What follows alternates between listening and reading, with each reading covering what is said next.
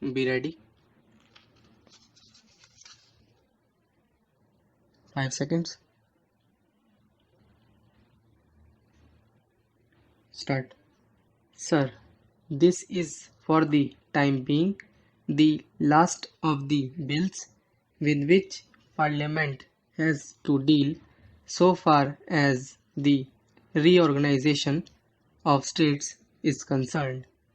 The House has already passed the States Reorganization Bill and also the West Bengal Bihar Transfer of Territories Bill. Certain amendments were made and certain provisions were included in these two bills in so far as they bore on Article 3 and 4 of the Constitution. As the House is aware, those provisions which are consequential or incidental could be included in these two acts, but there were some provisions which had to be provided for in the Constitution itself. Such provisions have been included in this Constitution 7th Amendment Bill.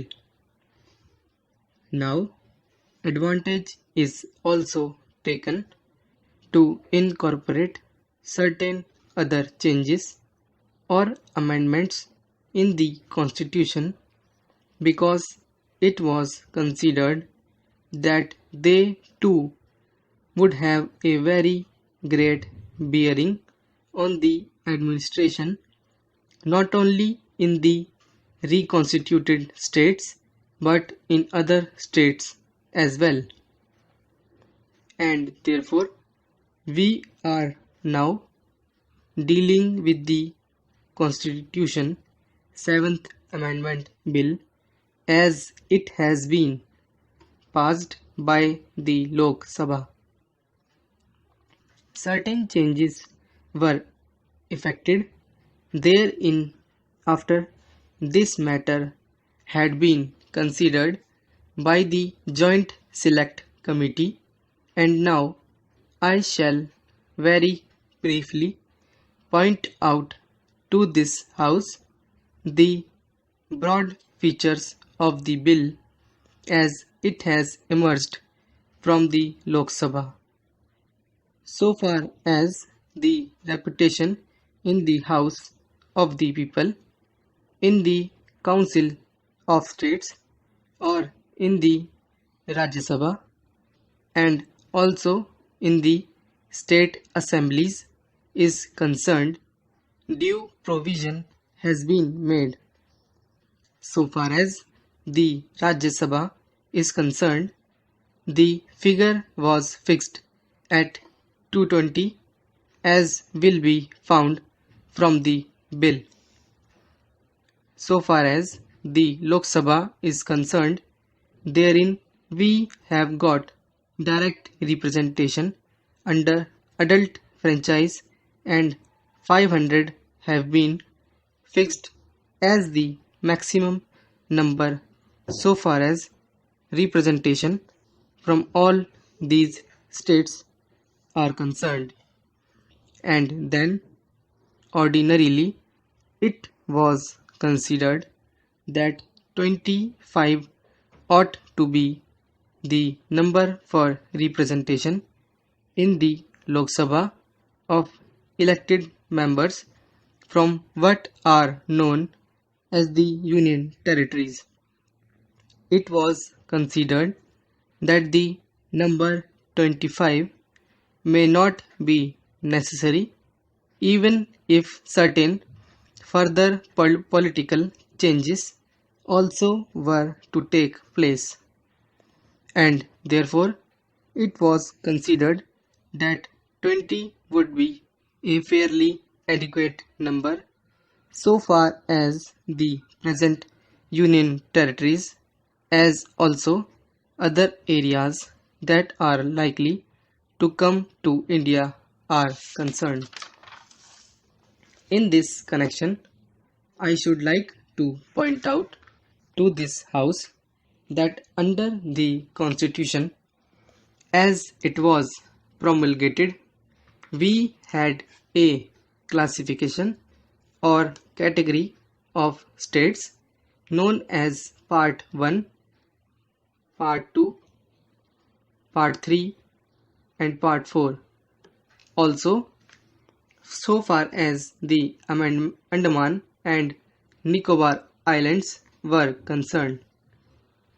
And naturally, on account of this particular gradation, the rights as also the functions of the various states and the legislatures therein have differed to a considerable extent. Now, it was considered that the time has come when this classification ought to disappear.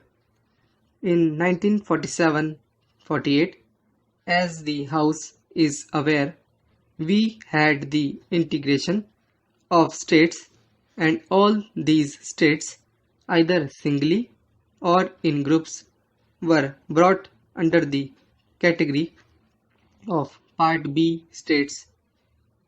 Part C states were such where it was considered that there ought to be a more direct relation in the sense that they ought to be under the superintendence and control of the President on account of variety of reasons. The case of Andaman and Nicobar Islands was one by itself. After the administration extending over 7 or 8 years, it is now considered that this classification ought to go, and therefore the States Reorganization Commission also recommended the dissolution of this distinction. Therefore, from now onwards, we shall have states of one category, and there would be 14 states. These states are composed of the former Part A and Part B states, and also portions of Part C states, so far as they have been merged in the other states. Therefore, under the present category, we shall have only the states and the union territories. So far as the union territories are concerned, there will be 3 further categories of territories according to the way in which they have been treated. We shall have, for example, Delhi as a union territory by itself, and certain special provisions have been made, as I shall be elaborating soon, so far as the administration of Delhi is concerned. Then we have got Himachal Pradesh. Then we have Manipur and Tripura. So these 4 are union territories by themselves. In addition to them, we shall have 2 further classes of territories. Therefore, so far as these 3 categories of territories are concerned, certain provisions have been made in the present Constitution, 7th Amendment Bill. But I would like to point out to this House that some further legislation in this respect will have to be brought before the House, because it is necessary that a lasting arrangement will have to be made in the near future so far as these two categories of states are concerned.